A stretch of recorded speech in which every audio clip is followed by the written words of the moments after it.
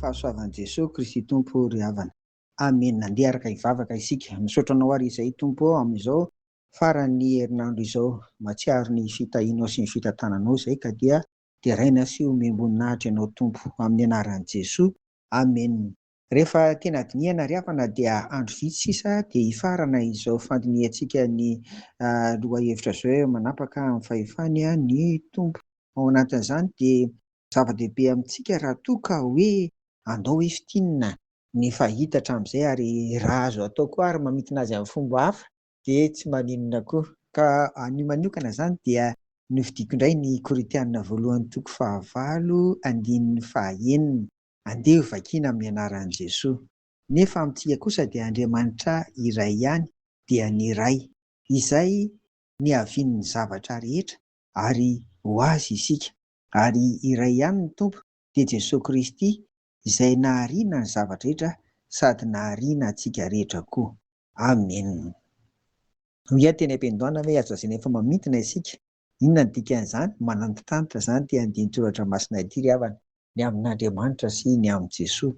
Azo ambara ho endriky ny fanekem-pinoana kristianina voalohany mantsy izy ity satria ahitantsika ny filazana miaraka an'Andriamanitra sy Jesosy. Voalohany, ny filazana amin'ny Andriamanitra dia mananotranitra hoy izahay, mananotranitra hatrany amin'izay efa hitantsika. Dia ilay Andriamanitra tokana loharanon'ny zavatra rehetra. Ary ny fisiantsika izao dia mihafara ao aminy ho an'ny mpino. Izay izany izao no tena zava-dehibe eto amin'ity, mihafara ao aminy, izay ny fiainan'ny mpino. Fa rehefa tsy mihafara ao aminy dia any amin'ny fahaverezana, aza misy izany. Ary ny faharoa, ny mahatompo an'i Jesosy. Izy no zanak'Andriamanitra tokana, mpamonjy, mpanerana antsika amin'Andriamanitra. Manamafy ny fahitantsika koa izany ry havako. Hitantsika eto izany fa Jesosy no nahariana ny zavatra rehetra ihany koa ary ho azy izany araka ny hitantsika eto. Noho izany ry havako dia izao hoy teo hoe endriky ny fanekem-ponina voalohany izy ity. Raha ravina dia Andriamanitra sy Jesosy mpahary, mpamorona, mpanavotra ary indrindra mpamonjy ry havana.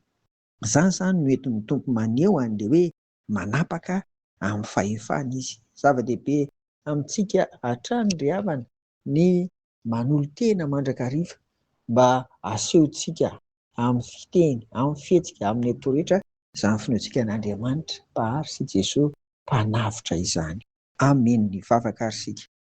Ry Tompo rainay ny an-danitra, misaotra anao izay fa antitra nitery ny teninao ary ny mahatokana anao Andriamanitra ary mahatokana ny zanakao koa dia Jesosy Kristy mpamonjy. Ianao no mpahary, ianao no mpamorona ary engane Tompo mba tsy ho very izay fa dia hiafara ao aminao tokoa ny fiainanay. Apetraka aminao ny fiatrehana an'izao faran'ny herinandro izao.